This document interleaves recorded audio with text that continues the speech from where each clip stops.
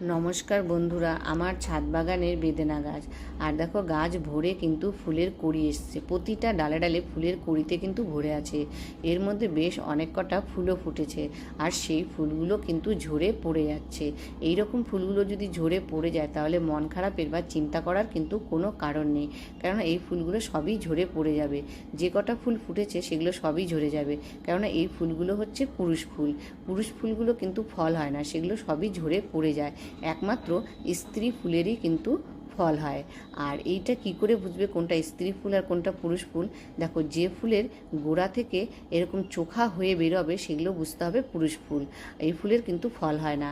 আর যে ফুলটা গোড়া থেকে ঘটের মতন আকার নিয়ে বের হবে সেটা হবে স্ত্রী ফুল। সে একমাত্র সেই ফুলেরই কিন্তু ফল হয়। আর তার জন্য এই রকম ফুলগুলো যদি পড়ে যায় তাহলে কিন্তু মন খারাপের কোনো কারণ নেই।